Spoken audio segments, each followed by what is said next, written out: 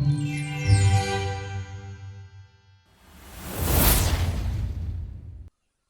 everyone, this is Joey G with Touch of the Brush Model Weathering. And in this video, we are going to give you an introduction to getting the layout prepped for operating sessions. So let's go.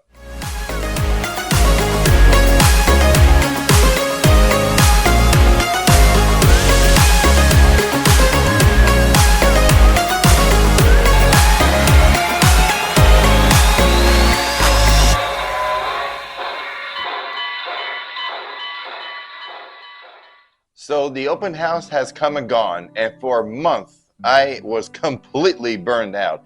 I just couldn't work on the layout. I ran trains a little bit and did some stuff that way, but I was really burned out on just working on it. And so for that whole month, I have been taking a break.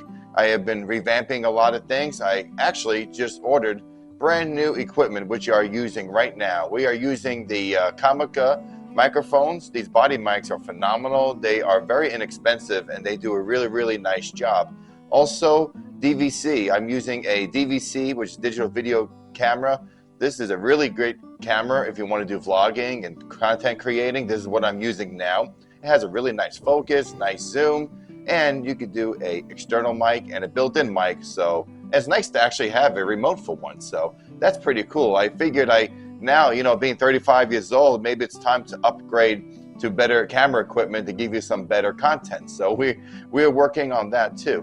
And so I want to really get this layout to a point where we can operate the layout and have a good time with doing operating sessions. I want to get the layout to where now it is time to get a little more detailed. So a lot of wiring needs to get done. I want to light up the building. So a lot of underneath the layout is where we're at right now. And then eventually I'll get back to doing more scenery work.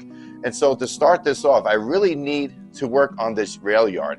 And so with the rail yard here, I have a little bit of an issue with the switches. These are old switches from the Rice's collection. They are micro-engineering switches. So what I need to do is I need to clean the frogs. That's the first thing. I need to file down the points, the switch points. And also, I have been using these 119R Caboose Industry frog juicers, which I've been putting together. And so these are really nice. And I'm still getting used to the focusing on this camera. So forgive me, this is my first time really using this camera. So, and so this is, when are we here?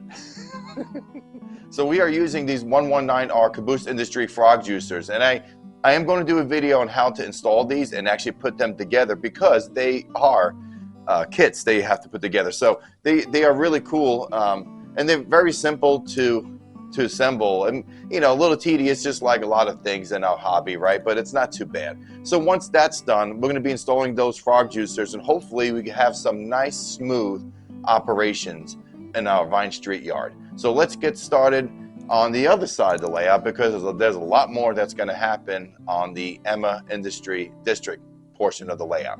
Okay, so now we are here at the Emma Industrial section of the layout, and the first thing I need to do is, again, clean all of these micro-engineering switch frogs, and then I also need to file down some of the points.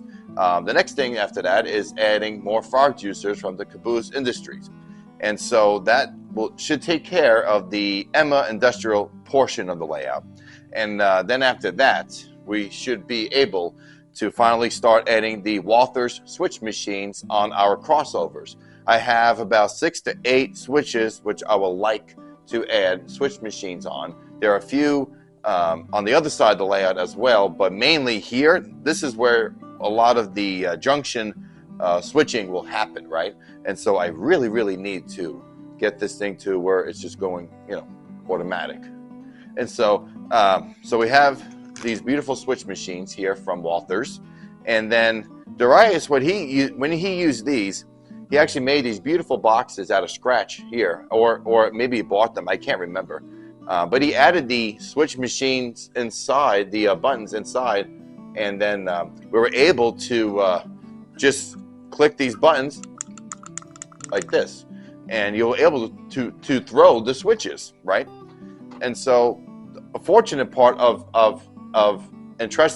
being entrusted these switch machines is that the rods have been pre-cut for his layout. So I have to go inside and underneath the layout to trim the wood, also trim some of that foam off, so that way these switch machines can reach and hit those points, because otherwise we can't use them, and I would like to use them. And so what I have been working on was I have purchased a new foam cutter, hot knife, and with these templates I have been making out of Luan, which is the same material as the fascia, some of these pieces of Luan here, which you can just go up against the foam. That way we have something stable to hold those switch machines on. And I need, like I said, to cut the foam just enough so they can reach the point, so that we have some nice smooth switches being thrown. So I've been working on that. So like I said, even though I haven't been filming too much, I've been working on a lot of things in the meantime. And also working on things includes also adding a frog juicer, and this is the Hex frog juicer from TamValleyDepot.com, and my buddy Daniel Coombs gave this to me as a gift. You can put up to 6 switches on this frog juicer. You have to run a separate bus line, which is fine with me. Unlike the switch machines for Walthers, it's just a DC plug supply. A DC supply, you plug it in and it goes off on its own. I mean, you can put it to DCC, but you don't need that. That's the cool part with the Walthers switch machines. However, with this, I will need to add a whole new bus wire for the frog juicers on here. So I made this little, what do you call it? I guess little board or something. This is going to be adjusted to go on one of the legs of the layout. So it'll be against the leg, so that way we can supply all the wires, and these wires can go right to the frogs on our crossovers. And over here is a distributor that goes and distributes to all the different switch machines on the Walthers switch machines. And so I think you can have up to 8 switches, which I think is all I'm going to have on this layout. So I added. I have a little extra space here to add a couple of more if needed, if I so choose to add more switch machines.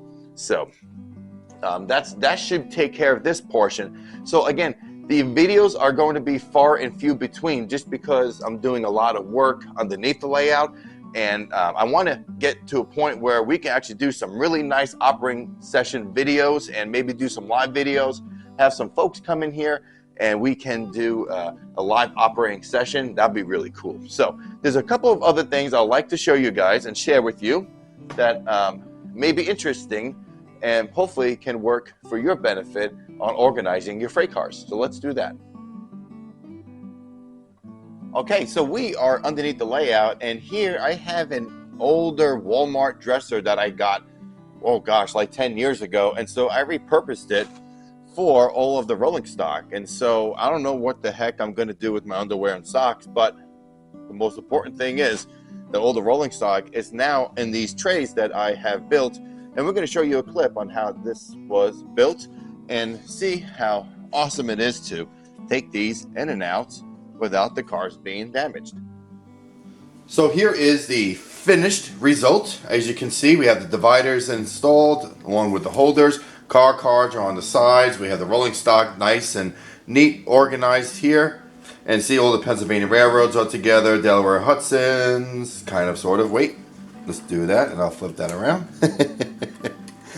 This is the fun part, guys. Okay, so there we go. So just like that. And look, it's really, really sturdy. Okay, this is just going into a drawer. It is not going to be traveled anywhere, so all I'm doing is just taking this out of the drawer, placing it on a table during an op session. So that's really it, guys. So let's look at more stuff that's happening on the layout for this operating session series, or at least on the road to operating session month. So one more thing before we end this video, I have been working on the cassettes, so that way we can have staging of trains going in and out of Reading and Philadelphia onto and off the layout, right? So what I need to do, what I have here is the old cassettes that I used for the previous layout, and pretty much just cut them in half. And so what it's all going to do is when we're ready for an op session, this fascia will come down right here. I'm going to paint this I think I'm just going to paint the foam black, and then I already have the wires ready to go for the connect the track. And so I have a piece of wood here, and right now I'm building the legs as we speak. So we're pretty much going to be doing this here, and you can continue. The trains will be stored and staged right here, and then when I'm ready to bring the trains onto the layout, they will go onto the layout and off the layout just like that. So we can have trains that go in loops to run, and for an operating session we have point to point. So that pretty much, I think, takes care of everything that I can think of, and I'm sure there's a billion of other things that I can think of and I won't have for this video. But I think that's pretty much it for this video. But also, in order to, since I'm going to be taking these buildings down to work on the switches, I'm going to be adding lights as well. And so we have been working really hard on getting everything prepared to put lights in the buildings, because it's, you know, it's really sad and to not have these beautiful buildings built by Darius and not have any lights in them and do a night operating session, because I'd love to do a night op session, which I think will be really cool and unique. So here's another thing actually I just thought of, and we'll see how that looks there. Okay, so we are looking at my ceiling fan here, and this is my pretend sun, so to speak, and maybe moon. And so I went to Walmart and I found these light bulbs from Wiz, W-I-Z, and they're about $15 a piece. And so the cool thing is you can download an app and adjust the lighting on your light bulb here. So there's really dim and there's really, really bright, right? The cool thing about this is we can do all sorts of colors. So here is blue. And so now I can do an op session. And this is really bright if you want it so bright, or really, really dark, right? And this is really, really bright here. Also, another cool trick is you can do custom colors, but here is here's the fall. So there's a little bit of a sunrise here. There's let's see, there's fireplace, and that goes different colors, but I don't think we want a fireplace above the layout. But there's also sunset, and that's really cool. I like that. And you can do as bright, as fast speed, different, or really, really slow. You can adjust the speed of the fading in and out, and there's bright, and there's really dim. So another great idea for your model railroad, if you so choose to do op sessions, or if you want a little bit of an effect on your layout, this is a neat thing, and it's very, very inexpensive. Well, I hope you guys enjoyed this video and this update on the Penn-Reading Industrial Division. If you enjoyed the content that is being created, feel free to subscribe and follow us, and also leave a comment on what you think is your go-to for your switch machines along with your frog juicers. I would love to hear from you, and also if you also like to operate and create operating sessions on your layout. Thank you guys so much for watching. There's plenty more videos that are coming really, really soon. We're gonna have some more scenic videos, scenery how-tos, some more how-tos on everything pretty much, and even how to tie your shoe if you wanted to. And also we are going to be doing a lot more layout tours, and also I like the word also a lot, and also interviews with layout owners. We are working with Model Railroad Hobbyist Magazine and Ken Patterson. So guys, thank you so much. Have a great week, and we will see you soon. Take care.